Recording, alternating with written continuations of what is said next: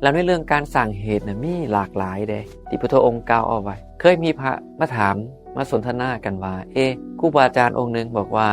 ก่อนจะเฮ็ดสมาธิได้ศีลต้องดีก่อนคันศีลบ่ดีนี่เฮ็ดสมาธิบ่ขึ้นแล้วเพิ่นก็ถามว่าครูบาอาจารย์อีกองค์นึงบอกว่าบ่เป็นหยังเรื่องศีลเฮาบ่ต้องไปกังวลมันหลายขอแค่เฮาเฮ็ดสมาธิให้เกิดขึ้นได้โดยศีลมันบริบูรณ์เองเพิ่นว่าคิดว่าของผู้ใดถือนี่พระเขางงกันมาก่อนใดเมื่อนั้นมีพระเพิ่นมาถามฮอดบ้านสวนธรรมะเลยว่าประเด็นนี้ผู้ใดถือผมโยมว่าผู้ใดถือผู้ใดว่าศีลก่อนแล้วค่อยสมาธิหรือผู้ใดว่าสมาธิก่อนแล้วค่อยศีล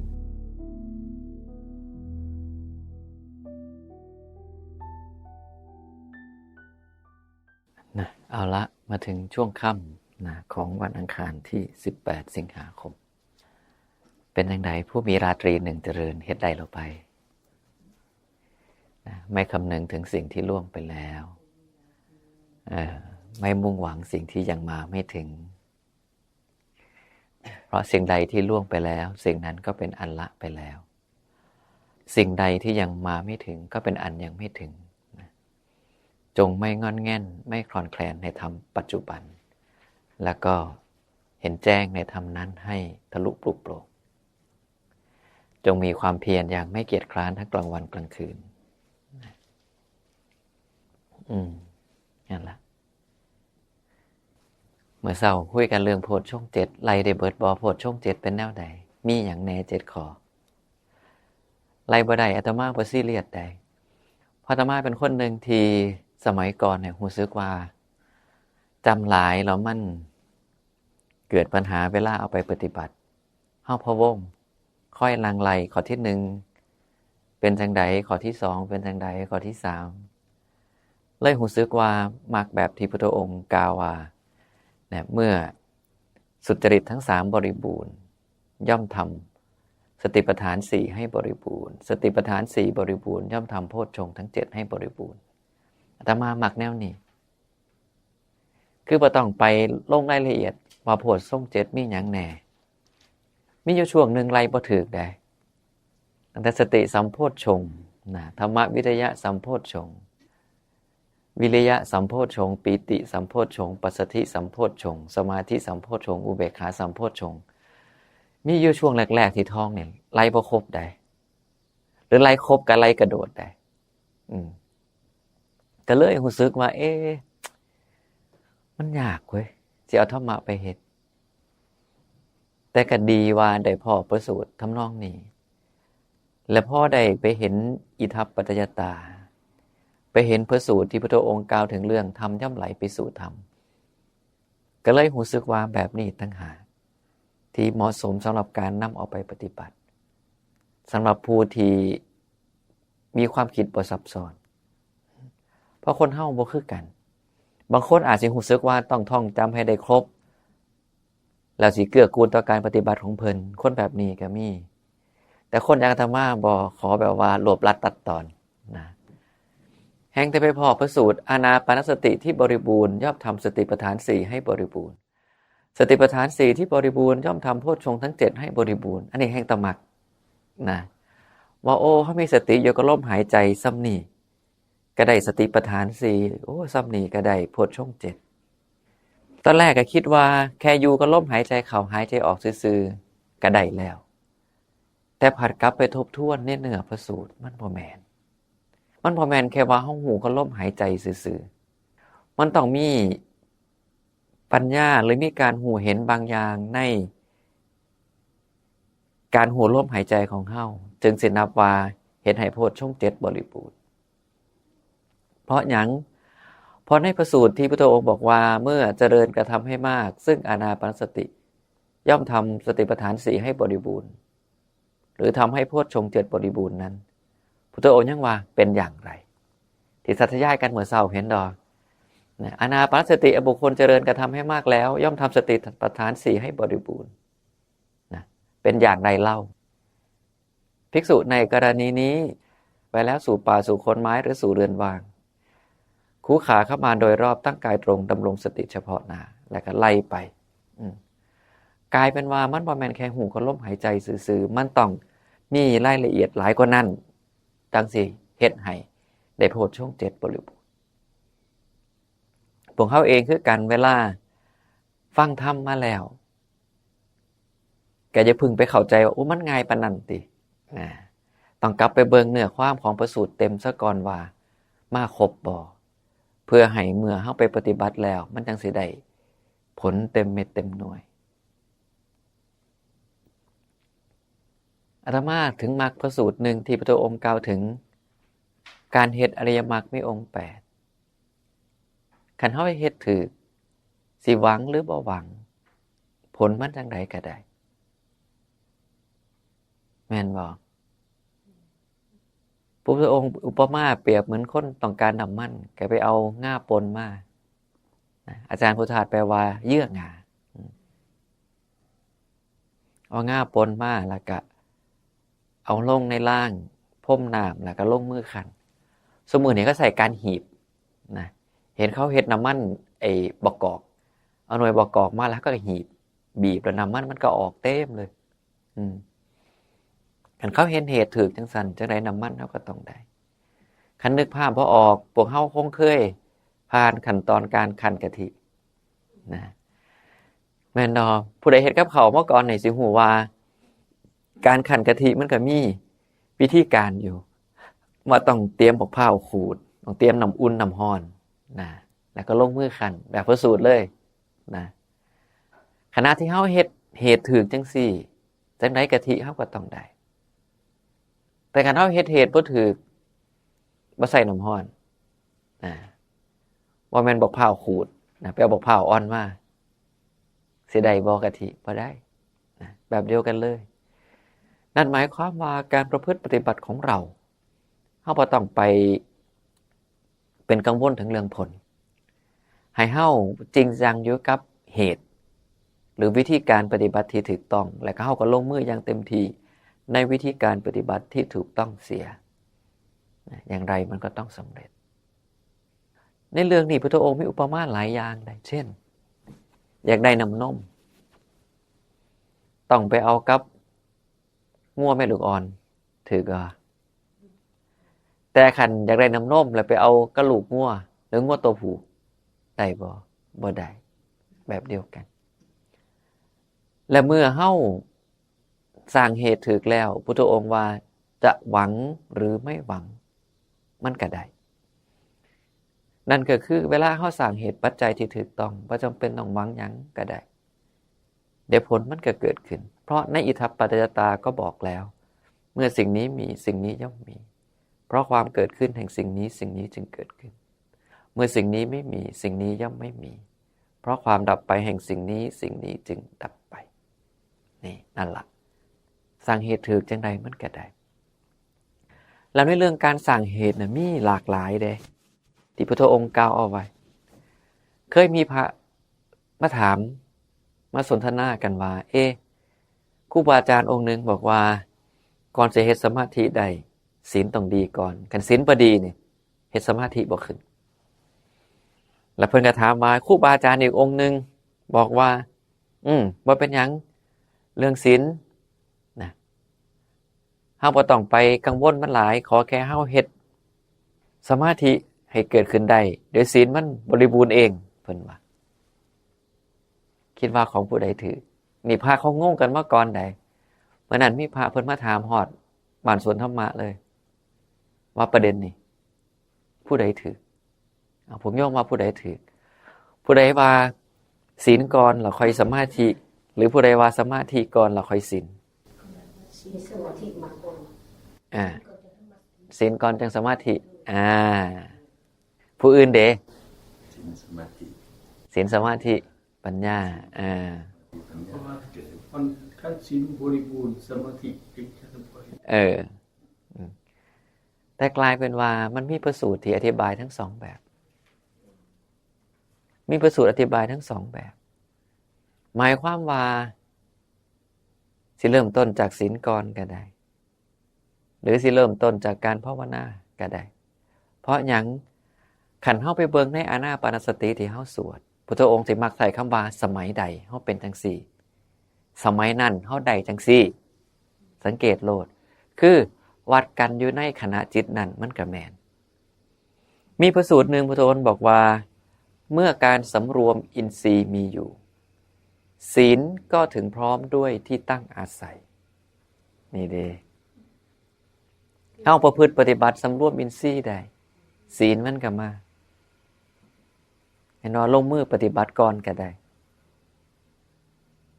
แล้วในหลายพระสูตรก็จะเห็นว่าพุทธองค์มักใส่คำว่าสมัยใดคือกล่าวในช่วงโอกาสนั้นๆเท่านั้น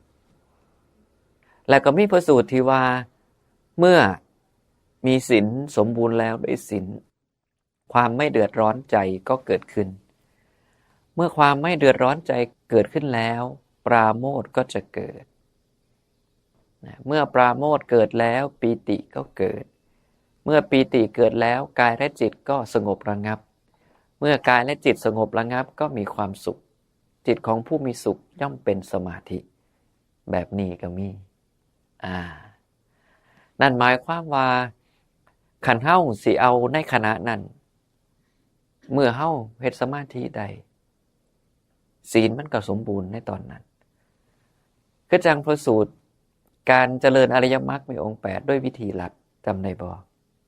แค่หูเห็นตามที่เป็นจริงพระองค์ก็บอกว่า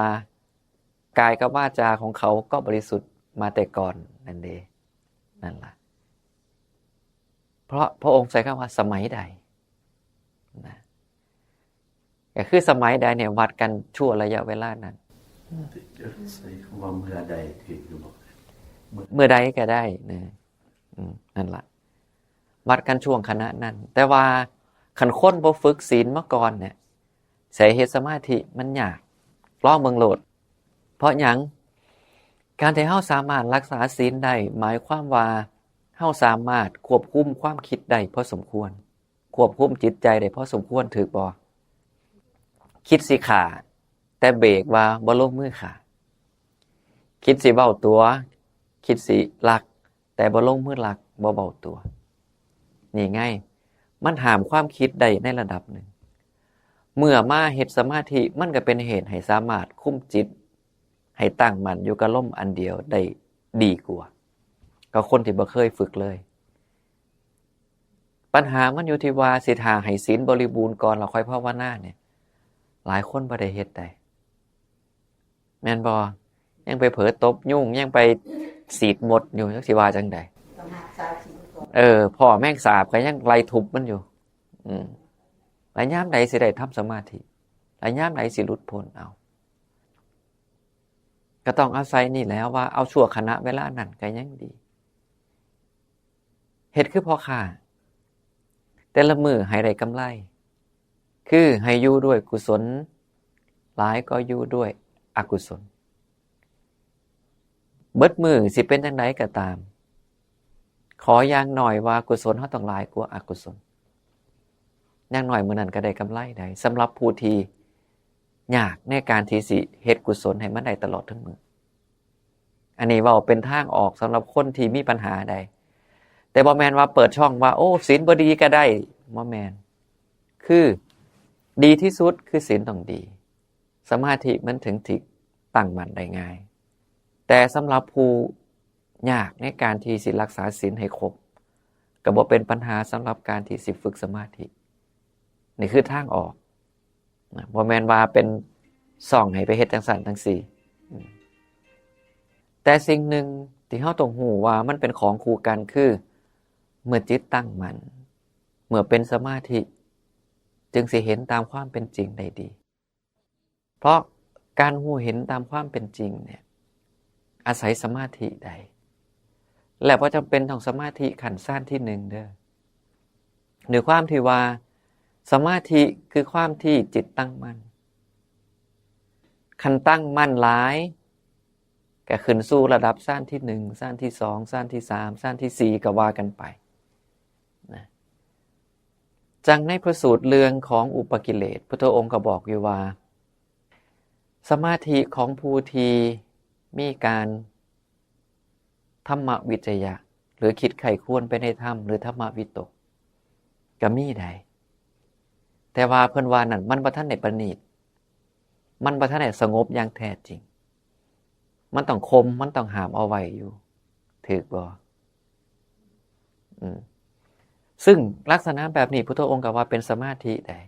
แต่สมาธิมันบ่ทันได้ดีเพราะมันบ่ทันได้สงบอย่างแท้จริงนั่นหมายความว่าการที่เฮามีความคิดในเรื่องธรรมะมีความคิดในเรื่องกุศลอย่าไปบอกว่าเจ้าของบ่ได้สมาธิซะทีเดียวก็บ่แน่นะไปเบิ่งทบทวนเด้อในพระสูตรเรื่องอุปกิเลสอย่างหยาบอย่างกลางอย่างละเอียดสิมีที่พุทธองค์กล่าวถึงเลยว่าการที่มีธรรมวิตกคือการคิดตรึกไปในธรรมนั่นก็จัดเป็นสมาธิอย่างหนึ่งแต่เป็นสมาธิที่ยังบ่สงบยังบ่ระงับยังบ่ประณีตอย่างแท้จริงนะถึงบอกพวกเฮาว่าสมาธิเนี่ยมันก็มีอยู่ว่าคือความที่ใจเฮาตั้งมั่นอยู่กับอารมณ์ใดอารมณ์หนึ่งก็คือจังคนเบิ่งหนังคนฟังเพลงคนอ่านหนังสือเขาก็มีสมาธิของเขาได้บ่แม่นว่าเขาบ่มีนั่นง่ายแต่เพียงแค่ว่าสมาธินั่นบ่เอิ้นว่าฌานที่1บ่ได้จัดอยู่ในส่วนของสัมมาสมาธิพอสัมมาสมาธิที่เฮาสวดอริยมรรคมีองค์8พุทธองค์กล่าวไปถึงฌานที่1ฌานที่2ฌานที่3ฌานที่4หรือในพระสูตรของอินทรีย์ห้าที่พุทธองค์อธิบายเรื่องสมาธิพุทธองค์ก็กล่าวแค่ว่านะอาศัยโวสักขารมณ์ก็คือการที่เฮามีการละมีการว่างแล้วเฮ็ดให้จิตมีอารมณ์เป็นหนึ่งได้นั่นก็นับเป็นสมาธินะแค่อารมณ์เป็นหนึ่งอารมณ์เป็นหนึ่งในหยังอารมณ์เป็นหนึ่งในธรรมมันก็เป็นสมาธิแต่บ่ทันได้ถึงขั้นฌานที่1แค่นั้นเองหรือขั้นเฮ็ดเดี๋ยวครบองค์ประกอบของฌานที่1ครบความคิดก็ยังบ่ได้หายไปแม่นดอพอฌานที่1เนี่ยวิตกวิจารยังมีวิตกก็คือการนึกการคิดวิจารเนี่ยคือการพิจารณานั่นหมายความว่าการหยิบบางเรื่องมาคิดมาพิจารณาโดยเฉพาะการคิดติดตรึกไปในธรรมมันก็คือสมาธินั่นน่ะแต่สิ่งที่เห็นอย่างหนึ่งคือกามสงบอกุศลธรรมสงบนั่นล่ะผู้ใดเฮ็ดได้นั่นสมควรสินับได้ว่าอยู่ในขันธ์ฌานที่1ได้แต่มันก็มีที่พุทธองค์เพิ่นกล่าวว่าผู้ใดฌานที่1เนี่ยถึงสิละอกุศลได้แต่เดี๋ยวใจมันก็มักไปคิดเรื่องอกุศลอีกเพิ่นถึงว่ามันบ่ทันได้สงบอย่างแท้จริงในสมาธิเรื่องนี้เพิ่นถึงใส่คำว่าอันเกิดจากวิเวกแต่ฌานที่2เพิ่นว่าเกิดจากสมาธินี่ล่ะก็เลยบอกพวกเฮาว่าระหว่างการเฮ็ดศีลก่อนสมาธิกับเฮ็ดสมาธิเลยเดี๋ยวศีลมันก็สมบูรณ์นั่นมันก็ถูกทั้งคู่ขึ้นอยู่กับว่าเหตุปัจจัยของเฮามันเป็นแบบใดแต่คันเฮาบ่ฝึกจิตใจบ่ฝึกควบคุมตัวเองให้รักษาศีลให้ดีได้ก็ยากสิประคองจิตให้ตั้งมั่นอย่างที่บอกและการที่เฮามีจิตตั้งมั่นก็สมควรสิเป็นเหตุเพื่อให้เกิดปัญญาเห็นตามความเป็นจริงอันนี้คือการเบิดในหลายๆพระสูตรจะเห็นเลยว่าสมาธิที่มีเป็นไปเพื่อการหูเห็นตามที่เป็นจริงและเมื่อหูเห็นตามที่เป็นจริงก็เป็นไปเพื่อความเบื่อหน่ายคลายความพอใจและก็เป็นไปเพื่อหลุดพ้นเฮามุ่งหวังความหลุดพ้นก็ต้องมาเบิ่งก่อนว่าเจ้าของมีความเบื่อมีความคลายละไปคันต้องการความเบื่อความคลายก็ต้องมาเห็นตามความเป็นจริงหรือมาเห็นโทษซะก่อนพวกเขาเองนะก็คงเคยผ่านประสบการณ์เพราะเห็นโทษเรื่อยๆเห็นตามความเป็นจริงเรื่อยๆเฮาก็บ่อยากได้สิ่งนั้นเองก็คือหมู่เฮาน่ะหมู่ฮักหมู่อันนี้แต่เห็นนิสัยแท้ๆเขาซะแล้วบัดนี้บ่อยากเป็นหมู่ได้บัดนี้แม่นดอกตะกี้ฮักกันย้อนหยังย้อนบ่ทันได้เห็นธาตุแท้เขาว่าภาษาไทยเขาว่าพอเห็นธาตุแท้แล้วโอ้คบบ่ได้ทุกคนแนวก็มีเห็นดอก ก็ย้อนหยังเฮาเห็นตามความเป็นจริงแล้วเฮาก็เลยปล่อยเฮาก็เลยบ่เอาในบรรดาสิ่งที่เฮายึดถือยึดมั่นทั้งหลายบ่ว่าสิเป็นกายนี้บ่ว่าสิเป็นอุปทานขันธ์5คือรูปเวทนาสัญญาสังขารวิญญาณคือกันต้องมีปัญญาเห็นโทษมันไปเรื่อยๆมีปัญญาเห็นตามความเป็นจริงไปเรื่อยๆแต่ก็ดีว่าในบรรดาอุปทานขันธ์ทั้ง5ข้อนี่เฮาบ่จำเป็นต้องมาพิจารณาทุกอันพุทธองค์กล่าวอธิบายไว้เลยว่าเห็นแค่รูปโดยความเป็นอทินวะหรือเห็นโทษของรูปเห็นตามความเป็นจริงของรูปก็เบื่อหน่ายคลายความพอใจแล้วก็หลุดพ้นได้เห็นโทษเห็นอทินวะเห็นตามความเป็นจริงของเวทนาก็เบื่อหน่ายคลายความพอใจและหลุดพ้นได้สัญญาสังขารวิญญาณคือกันเห็นโทษเห็นตามความเป็นจริงมันเพียงอันใดอันหนึ่งก็เป็นเหตุให้เฮาเกิดความเบื่อหน่ายคลายความพอใจได้คือกันไปเบิ่งในพระไตรปิฎกเล่ม16ข้อ235นะเล่ม16ข้อ235อสุตตวาทสูตรที่2ในช่วงท้ายพระสูตรจะเห็นเลยว่าพระพุทธองค์เองเนี่ยก็กล่าวถึงเมื่อเฮาเห็นเวทนาตามความเป็นจริงสิเป็นเหตุให้เฮาเกิดความเบื่อหน่ายในผัสสะเป็นเหตุให้เฮาเบื่อหน่ายในเวทนาสัญญาสังขารวิญญาณแล้วก็หลุดพ้นเนี่ยแปลกบ่แค่ว่าเห็นเวทนาเห็นว่าเวทนาเกิดจากผัสสะดับไปก็เพราะผัสสะดับอุปมาคือไม้2อันถูกันสีกันเมื่อไม้2อันถูกันสีกัน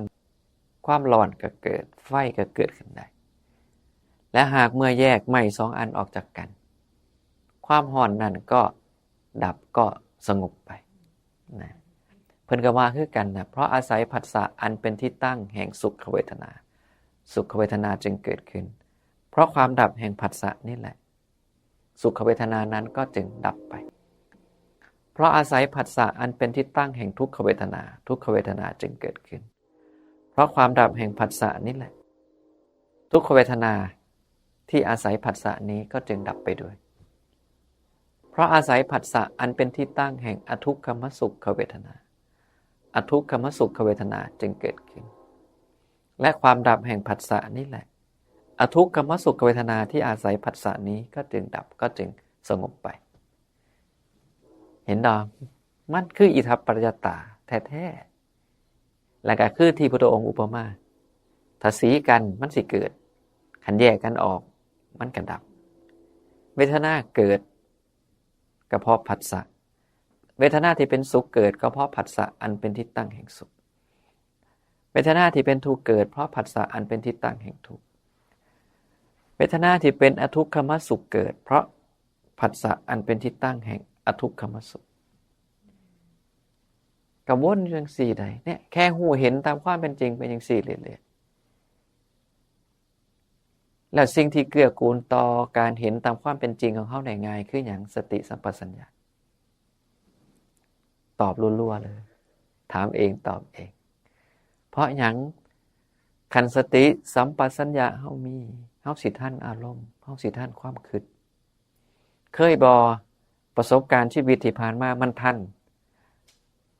นเห็นแล้วว่าโอ้นี่มันเกิดอะไรเนี่ยเกิดย้อนอันนี้ตัวนี้เคยยังนั่นล่ะลองไปสังเกตเบิ่งเด้อให้มันทันแล้วจะเข้าใจอิทัปปัจจตาได้แบบว่าบ่ต้องท่องเพราะมันเห็นโดยปัญญาตรงๆเลยนะสุขเกิดทุกข์เกิดนี่เกิดมันมีเหตุมันมีที่มาผัสสะคือหยังไม่ออกตูนผัสสะคือหยังผัสสะคือหยังตาหูลิ้นกายใจตาหูดังลิ้นกายใจเป็นเหตุให้เกิดผัสสะใดอันนี้พระท่านได้เอ่ยว่าผัสสะแต่เป็นเหตุเกิดของมัน ไก่เคียงแล้วตาหูดังลิ้นกายใจนี่เพิ่นว่าเป็นส่วนของอายตนะหรือในปฏิจจสมุปบาทเพิ่นว่าสลายตนะเป็นอย่างคือเป็นสลายตนะคันแปลคืออายตนะทั้งหกเพราะคำว่าฉะหรือฉอฉิงเนี่ยในความหมายหนึ่งคือหมายถึงหกเมื่อเอามาร่วมกันก็อายตนะจึงกลายเป็นสลายตนะทั้งหกอายตนะทั้งหกนั่นแหละเลขหกอยู่ไสเลขหกก็อยู่หม่องคำว่าสะนี่ล่ะสะบวกอายตนะนี่ล่ะมันเป็นคำร่วมจังผู้ใดเรียนวิทยาศาสตร์ก็ยังมีเด้ออกตะโนนะอันน่ะแม่นดอเตตตะนี่ไงตัวเลขมันอยู่นี่บ่แม่นวันทุที่ใดมันเป็นทั้งพูนแทนอายตนะภายนอกกับภายในกระทบกันเกิดเป็นผัสสะต้องมีวิญญาณนำวิญญาณถึงสิเกิดผัสสะเอาง่ายๆผัสสะคือหยังการที่เฮาแนมเห็นนั่นเพิ่นว่าผัสสะทางตาการที่เฮาได้ยินเสียงนั่นเพิ่นว่าผัสสะทางหูการที่เฮาได้กลิ่นนั่นล่ะเพิ่นว่าผัสสะทางจมูกการที่เฮาหูรสชาติเพิ่นว่าผัสสะทางลิ้นการที่เฮารู้สึกหนาวร้อนอ่อนแข็งเพิ่นว่านี่ผัสสะทางกายการที่เฮารวบรู้หยังอยู่ทางในเพิ่นว่าผัสสะทางใจก็คือเอาแบบนี้เลยมันจังจำง่ายเพราะเวลาเฮาไปพิจารณาต่อว่าผัสสะเป็นเหตุให้เกิดเวทนามันจะเห็นภาพแห้งเพราะตาเขาไปเห็นลังเทื่อกับพอใจลังเทื่อกับบ่พอใจหูไปได้ยินเสียงลังเทื่อกับพอใจลังเทื่อกับบ่พอใจดังได้กลิ่นลังเทื่อกับพอใจลังเทื่อกับบ่พอใจซิมแล้ว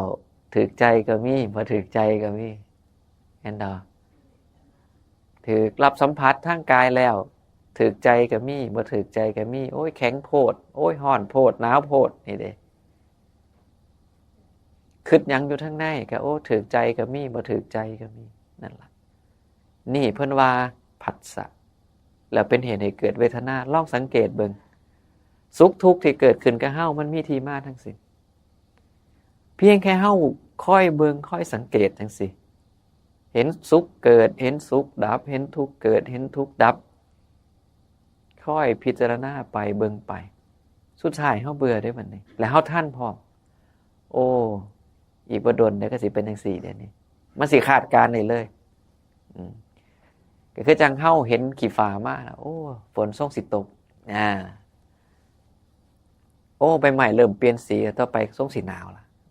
เห็นบ่พอเฮาเห็นอาการนู่นนี่มาเฮาก็เดาได้ว่าต่อไปสิเกิดอีหยังแบบเดียวกันเมื่อเฮามาสังเกตผัสสะเวทนาผัสสะเวทนาไปเรื่อยๆเฮาก็สิเริ่มเห็นเลยว่าอ้าวขันมาแบบนี้นะเดี๋ยวทุกข์เด้นี่ขันมาแบบนี้นะเดี๋ยวพอใจเด้นี่มันสิไปฮอดนั่นเลยแหล่นเฮาพอท่านปุ๊บก็เบรกเอาไว้เศร้าแค่นี้ซะพอแค่นี้ซะในการรับรู้ของเฮาจบคือกันหรือคิดแค่นี้พอจบคือกันนี่เป็นวิธีการดับทุกข์ในปัจจุบันเลยลองพิจารณาเบิ่งเด้อ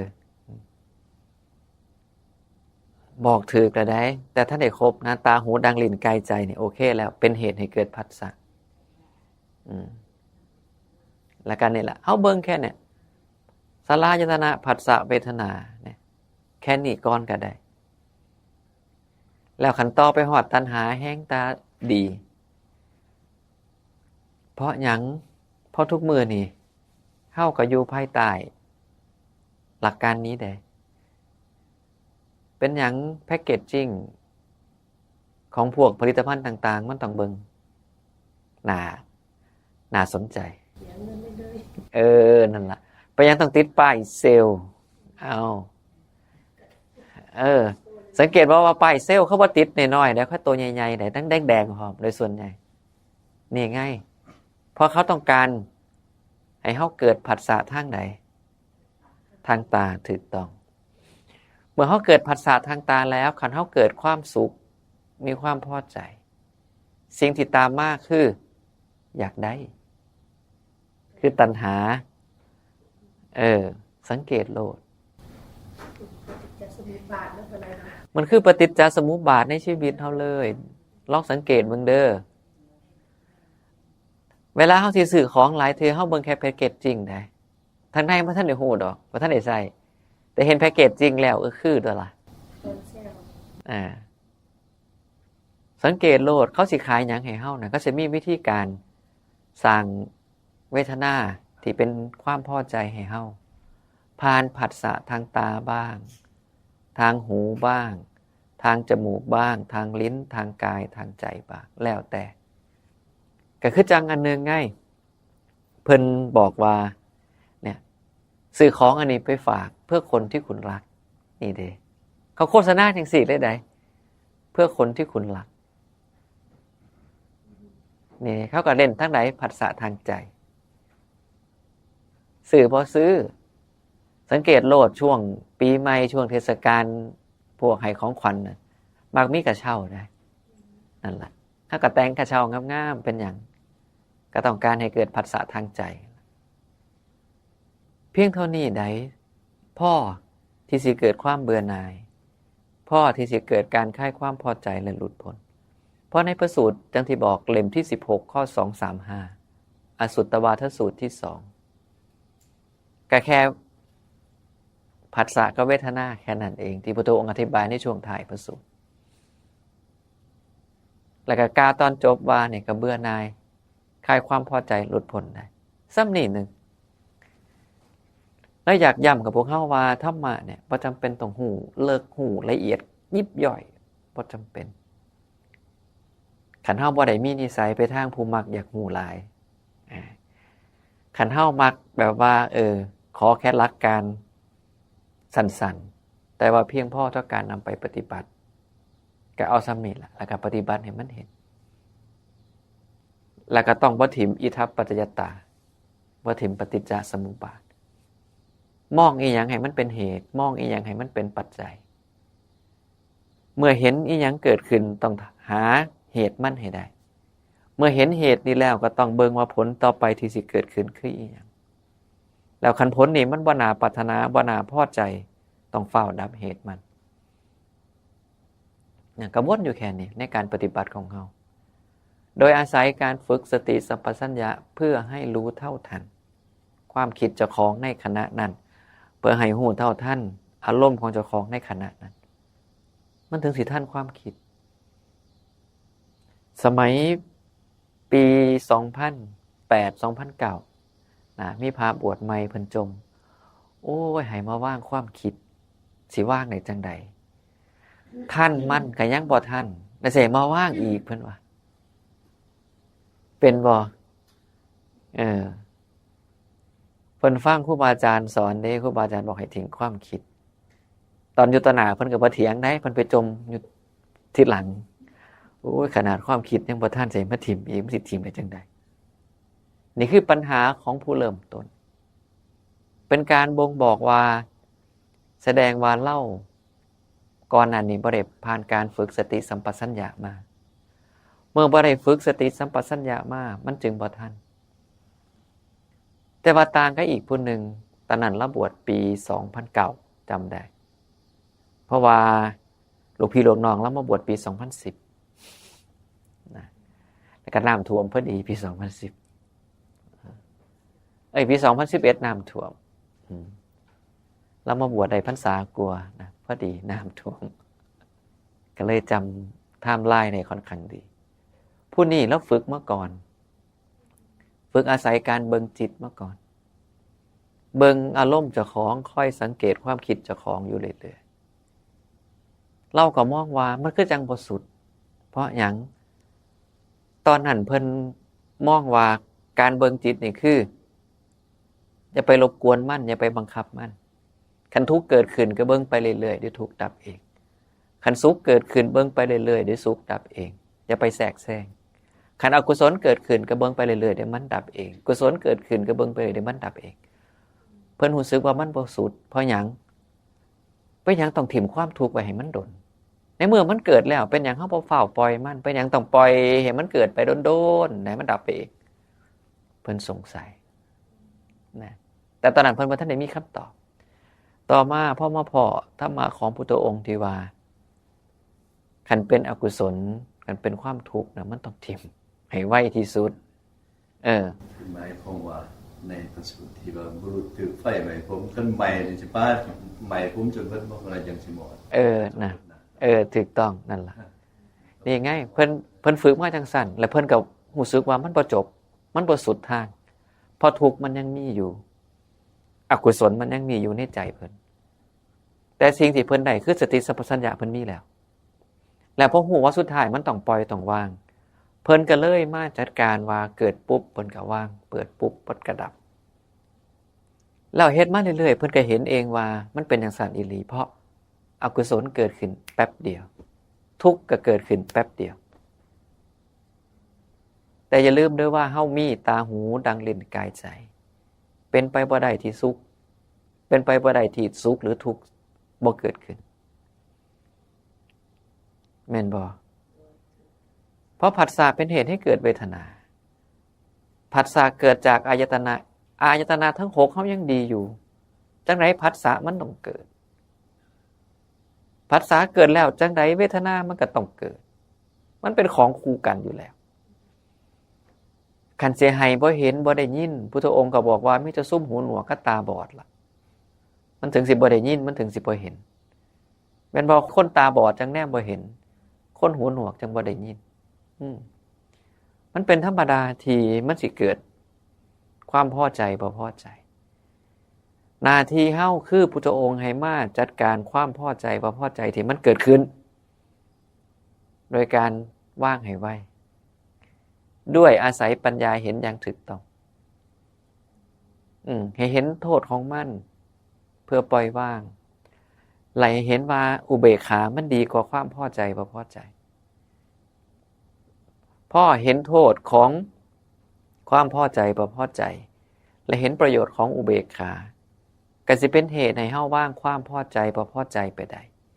เราเป็นเหตุให้เฮาเมื่อผัสสะเกิดปุ๊บเฮาสิพยายามมาอยู่อุเบกขาผัสสะเกิดปุ๊บสิพยายามมาอยู่อุเบกขาเองนี่คือเป็นวิธีการที่พระพุทธองค์แนะนำเอาไว้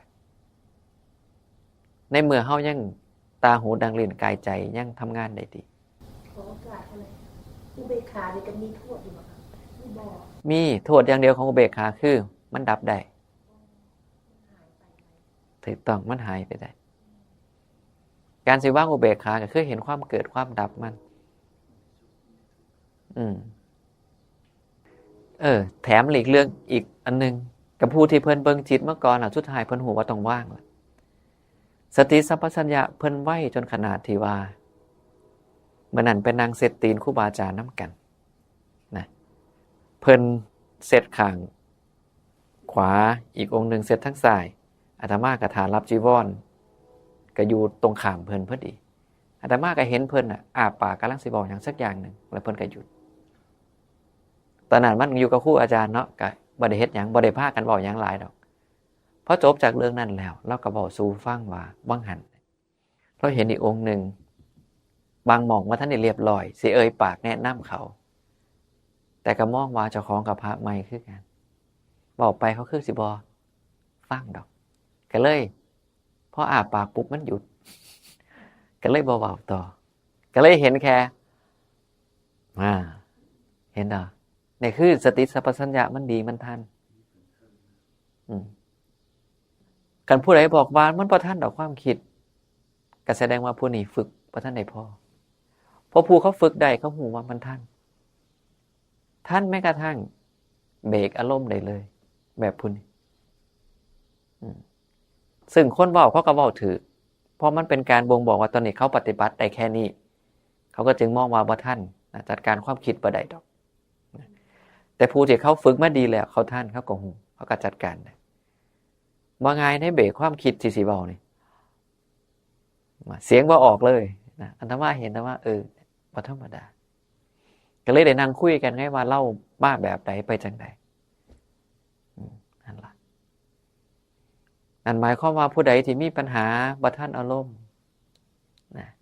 ยับยั้งสั่งใจบ่ค่อยได้แสดงว่าปฏิบัติน้อยไปแค่นั้นเอง ถึงพยายามให้พวกเขานั่งสมาธิซุมื้อเช้าแลงนะโดยเฉพาะยังมื้อแรกก็เกือบชั่วโมงนึงเพิ่นได้ฝึกหยังฝึกสติสัมปชัญญะนี่แหละแต่ให้เราว่างเนี่ยพอปล่อยปุ๊บโซทักอีหยังมีเรื่องให้คุยกันซะเราหัดนะพยายามสำรวมแต่ยังหน่อยมันก็ดีกว่าเก่าเพราะขันปล่อยอยู่เฮียนหน่อยที่สิได้เฮ็ดให้มันตอนนึงขันบ่ติดหยังกับพากันมาภาวนานะ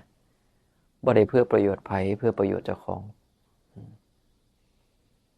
ในรายการนะเวลาพิจารณาก็วนอยู่กับเรื่องอิทัปปัจจตาปฏิจจสมุปบาทแค่ก้อนนี่แหละ4บรรทัดง่ายๆนี่แหละแล้วก็ค่อยสังเกตเจ้าของในบัดนี้แม่นบ่ผัสสะเป็นเหตุให้เกิดเวทนาแม่นบ่ตาหูดังลิ้นกายใจเป็นเหตุให้เกิดผัสสะแม่นบ่เมื่อมีตาหูดังลิ้นกายใจเกิดผัสสะแล้วเกิดเวทนาแล้วก็เกิดตัณหาคือความอยากหรือความปรารถนาหรือความต้องการตัณหาพวกเขาต้องเข้าใจความหมายเพิ่มเติมนอกจากหมายความว่าอยากตัณหาในพจนานุกรมให้ความหมายไว้อย่างอื่นอีกคือต้องการปรารถนาเมื่อความต้องการเฮามีความปรารถนาเฮามีนั่นคือตัณหาเกิดขึ้นแล้วนั่นแหละมันก็สิไหลไปเป็นตามเหตุตามปัจจัยของมันบัดนี้ลองสังเกตเบิ่งติล่ะต่อไปเวลาเฮาเกิดความอยากได้อีหยังลองสาวกลับมาติล่ะเพราะอีหยังก็สิเห็นเองว่าโอ้มันเป็นธรรมะเป็นอิทัปปัจจยตาเป็นปฏิจจสมุปบาทอีหลีตัวนี้ลองเบิ่งเด้อผู้ใดมักไปเดินห่างหรือดูนี่บ่แม่นหมายถึงว่าผู้ใดไปคำถามเลยคือเขาไปเดินห่างใช่ไหมไปพ่อแล้วเขาตัดใจเขาก็ซื้อกลับมาแล้วก็คืนอยู่เป็นอาทิตย์กลับไปใหม่ซื้อแบบนี้แปลว่าอย่างไรกับอุปทานเฮามีเด้ถือพอมันลาไปหาอุปทานแล้วนี่คือความยึดมั่นเฮายึดแล้วเฮาบ่ว่าไงเป็นอย่างเพิ่นถึงคือว่าอุปทานหรือความยึดมั่นมันยึดเหรอเด้เพราะมันยึดมันบ่ปล่อยอ่ะดังนั้นมันก็ต้องไปหาอยู่ดีถูกต้องประจำเลยก็ถึงต้องเห็นโทษมันไงต้องโฟกัสให้ละเอียดอาตมาก็เป็นเพราะว่าเป็นบ่ต่างกันคือสมัยเฮ็ดงานเนี่ยเวลาของใช้เฮาเบิดสบู่เบิดแน่ยาสีฟันเบิดแน่แชมพูเบิดแน่จังซี่กะสิไปซื้อของสิเอาแค่สบู่หรือยาสีฟันเท่านั้นล่ะแต่เวลาคิดเงินออกมาแล้วมันบ่ได้มีแค่สบู่กับยาสีฟันเนี่ยมันมีของแถมบ่อึดเลยแต่มาแต่ใส่บุแต่กี้บ่ฮู้ธรรมะก็บ่เข้าใจง่ายหรือเจ้าของเป็นผู้นึงนี่ที่มักซื้อเสื้อแต่บ่ได้ใส่ได้ย้อนหยังคือเวลาเฮ็ดงานจันทร์ถึงศุกร์อาตมามียูนิฟอร์มแล้วเลิกงานมาเฮาก็เป็นชุดใส่เล่นแต่เวลาซื้อมาคือซื้อชุดแบบว่าไปเที่ยวว่าซั่นเถาะถ้าสิใส่ให้ไผเบิ่งใส่อยู่บ้านก็ย้านมันเก่าก็บ่กล้าใส่แต่ว่าเวลาไปที่ใดก็ได้ซื้อมาห้อยไว้ในตู้เลยจนแน่นนะอันหมายถึงเป็นภาษาอะไรบ่เนี่ยซื้อมาไว้เฮาบ่ได้ยินดีว่ามีแต่ห้อยปาไว้แล้วบ่หรือว่าบ่มีโอกาสจะใส่มันบ่มีโอกาสได้ใส่ง่ายแต่ว่าเฮายังมักอยู่ถูกต้องผัสสะมันเกิดเรื่อยๆเด้เพราะเฮาไปซื้อของเรื่อยๆลังเทื่อเลิกงานมานะเขาสิมีตลาดนัดจังซี่อ้าวละเดินผ่านตลาดนัดเสือตัวนี้งามต่อราคาละคือซื้อปุ๊บพอมาฮอดเฮียนตัวนี้ก็บ่ทันได้ใส่อยู่เคยนับได้ใส่แค่เดือนละโตหรือเดือนละ2เที่ยเท่านั้นเองปานนั้นก็ซื้อแล้วซื้ออีกอยู่ซื้อเกือบทุกอาทิตย์ได้ก็เลยเห็นเลยโอ้เนี่ยพอมาพออิทัปปัจจตามาพอปฏิจจสมุปบาทถึงเห็นเลยว่าแต่กี้แต่ก่อนนี่เฮาก็อยู่ภายใต้อิทธิพลของปฏิจจสมุปบาททั้งสิ้นเลยเฮาบ่ฮู้แต่คนขายเนี่ยเขาฮู้ในทำนองที่ว่าต้องเป็นของสวยๆงามๆเด้อคนถึงสิอยากได้ เขาก็ต้องเฮ็ดจังไดให้มันสวยให้มันงามเพื่อให้คนเห็นแล้วถูกใจและอยากได้หรือพวกห้างพวกร้านค้าเนี่ยเขาก็ต้องหาวิธีการดึงดูดความสนใจตั้งแต่แพ็คเกจจิ้งตั้งแต่เรื่องของซื้อ1แถม1ซื้อ2แถม1ซื้อเป็นแพ็คถูกกว่าซื้ออันนี้ถูกก็สิมีสารพัดให้เฮาเกิดความพอใจอาตมาคิดเบิ่งอยู่ผู้เดียวแต่เวลาซื้อของซื้อ1แถม1ซื้อมาหยังนึกออกบ่อยู่ผู้เดียวอ่ะยาสระผมหรือแชมพูอ่ะขวดนึงใส่เดือนนึงพุ่นได้สบู่บ่ต้องเว้าถึงก้อนนึงอันใส่ได้เป็นเดือนแต่กี้บ่ได้ใส่สบู่เหลวใส่สบู่ก่อนแต่เวลาซื้อพุ่นซื้อ1แถม1สุดท้ายใส่บ่เบิดได้พอไปใหม่ก็ซื้อมาใหม่ก็เลยโอ้คนเฮาเนาะคันผู้ใดสามารถเอาธรรมะมาใส่เป็นโดยเฉพาะอิทัปปัจจตากับปฏิจจสมุปบาทเนี่ยเป็นประโยชน์หลายและเฮาบ่ได้ไปตัวบ่ได้ไปหลอกผู้ใดใดเพราะเฮาฮู้ธรรมะเด้เฮาก็หาวิธีการให้เขาเกิดความพอใจผ่านอายตนะทั้ง6ของเขาถึงมีอยู่ญี่ปุ่นหั่นโยมเพิ่นเว้าสู่ฟังร้านขายเค้กร้านนึงเขามีอยู่ 2-3 ชั้นแต่ละชั้นเนี่ยก็สิมีให้ชิมฟรีเค้กอยู่ซัปโปโรนะเค้กเลอเตาจำได้แล้วผู้ใดเคยไปญี่ปุ่นไปซัปโปโรเลอเตาโยมเพิ่นเว้าสู่ฟังมันสิเป็นร้านขายเค้กเลอเตาโดยเฉพาะแล้วก็สิมีหลายรสแล้วก็สิมีทุกชั้นแล้วมีหลายชั้นแต่ละชั้นสิมีหม้องให้ซิมฟรีเนี่ยซิมปุ๊บคันถูกใจซื้อแล้วแต่มีโยมผู้นึงเพิ่นฉลาดเพิ่นว่าเพิ่นย่างขึ้นย่างลง2รอบเพิ่นอิ่มเลยเพิ่นว่าเพิ่นว่าเพิ่นอิ่มเลยเอาก็ซิมอ่ะเนาะจานนี้ก้อนนึงจานนั้นก้อนนึงขึ้นลง2เที่ยมันก็เบิดแล้วเนาะอิ่มแล้ว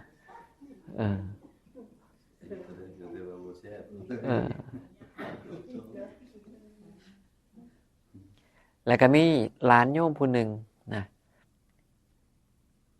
เพิ่นเฮ็ดขนมเค้กขายเดิมเนี่ยเพิ่นบ่ได้ตั้งใจเฮ็ดขายดอกเพิ่นมักเฮ็ดขนมเฮ็ดแล้วเพิ่นก็มักโพสต์ลง Instagram เพิ่นแล้วคนเห็นคนก็ถามซื้อก็เลยลองเฮ็ดขายเบิ่งพัดขายดีเพิ่นมีเทคนิคใดเพิ่นว่าเพิ่นสิโพสต์ภาพตอนช่วงคนสิกินข้าวเพิ่นว่า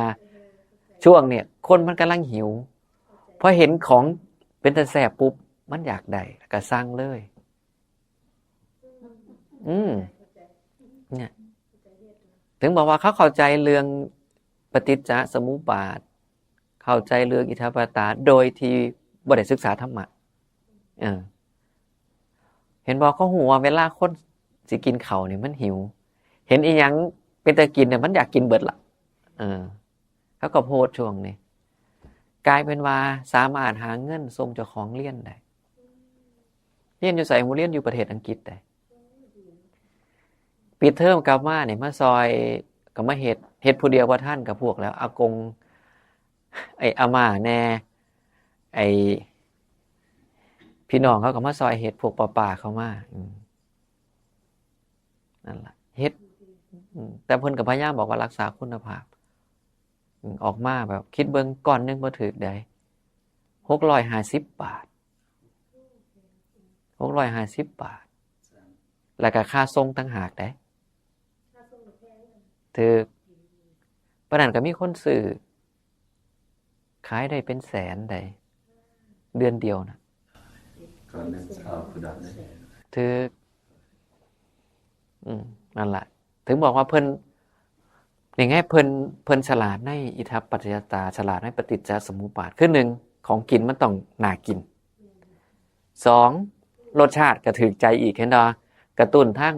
ตานำกระตุ้นทั้งลิ้นนำแล้วก็ไปช่วงใดช่วงเวลาเขาสิกินข้าวช่วงประมาณ 7:00 นยามมื้อแลงนี่ล่ะคนไทยสิกินข้าวช่วงนี้เขาก็สิโพสต์แล้วนั่นแหละก็เลยอยากนี่ไงผล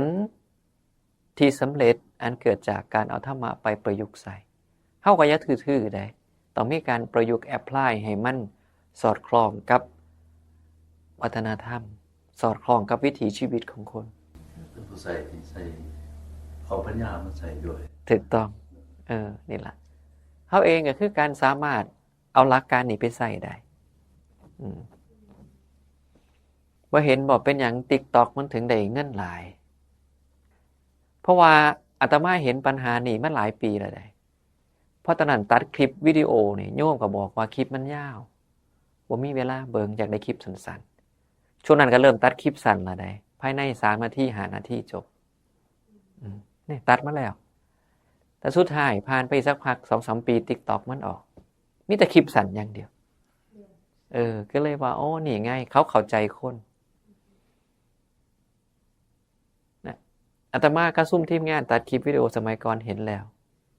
ว่าคนเฮาเนี่ยเริ่มสมาธิสั้นลงแล้วก็เริ่มมีเวลาน้อยลง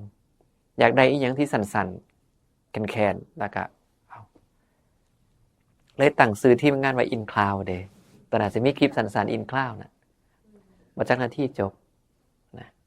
แล้วก็ยาวมาหน่อย5นาทีบวกลบ10นาทีบวกลบก็มีนะนั่นล่ะก็ย้อนว่ามีคนแจ้งมาเฮาก็เห็นแล้วว่าเป็นจังซี่แต่มีคนคิดไกลกว่าเฮาคือสร้างระบบขึ้นมาเลยเห็นดอนี่แหละเขาหูจักเอาปัญญามาใส่กับเทคโนโลยีเพื่อให้มันเหมาะสมกับสถานภาพของสังคมของคนทั้งเบิดนี่ก็อยู่ในเรื่องของอิทัปปัจจยตาปฏิจจสมุปบาททั้งสิ้นได้วันนี้ไปจากนี้ได้เพราะเขาหูว่าเมื่อสิ่งนี้มีสิ่งนี้ย่อมมีเพราะความเกิดขึ้นแห่งสิ่งนี้จึงเกิดขึ้นเขาหูเขาก็เลยหาวิธีเหตุว่าเหตุจากไหนคนสิพอใจเหตุจากไหนคนสิติดเนี่ยเขาก็หาวิธีกระบวนการแล้วก็ลองผิดลองถูกได้เงินหลายสังเกตบ่ว่าคลิปวิดีโอที่มันเอามาให้พวกเฮาเบิ่งแต่ละคนเนี่ยสิบ่คือกันขึ้นอยู่กับความมักของเฮามันฮู้จังได๋ว่าเฮามักคลิปวิดีโอแบบนี้เห็นบ่มันเก่งได้มีคนบอกต้องมันขี้หลักว่าอันปลอมกับมีปลอมแท้ก็มีก็ธรรมดาแล้วก็เขาเฮ็ดธุรกิจเขาก็ต้องอยากได้เงิน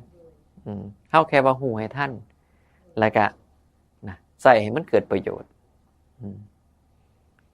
เพราะคนที่ได้เงินเพราะ TikTok ก็หลายหลายคนขายของผ่าน TikTok ง่ายเห็นดอเนี่ยก็ยังมีคนหาประโยชน์จากทั้งที่ใดคือเก่านะนี่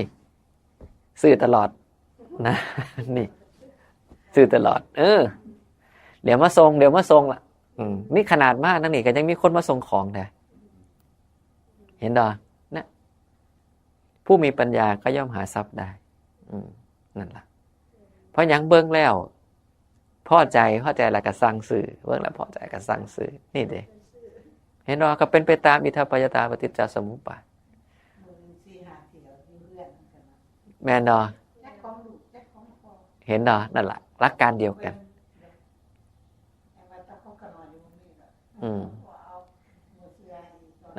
นี่ล่ะคือเว้าสู่ฟังว่าธรรมะเนี่ยมันเป็นเรื่องของ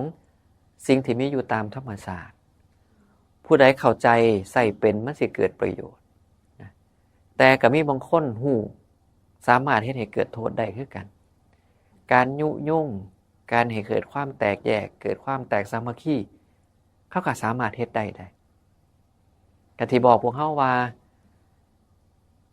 สังเกตเวลาเขานำเสนอข่าวสารนะมันสิเวียงไปหาบกามราคะกับเวียงไปหาโทสะโดยส่วนใหญ่ลองสังเกตโลดขันเฮาบ่ท่านอารมณ์เจ้าของเฮาก็สิเป็นหนึ่งในหันล่ะที่เขาไปรวมผสมโลงน้ำกัน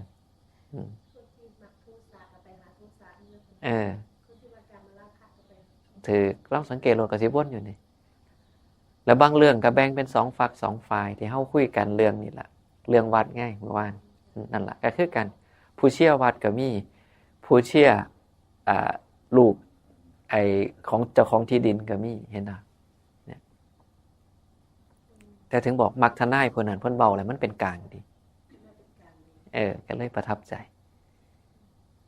หาได้ยากที่สิมีคนแบบนี้โอ้เลยเวลาแล้วตอนนี้เอาล่ะพอสมควรแก่เวลาเนาะมื้อนี้โอ้ไวเนาะไวแถมให้บ่เป็นหยังแถมให้วันนี้มาสาก็เลยแถมให้มื้อหน้าว่ากันใหม่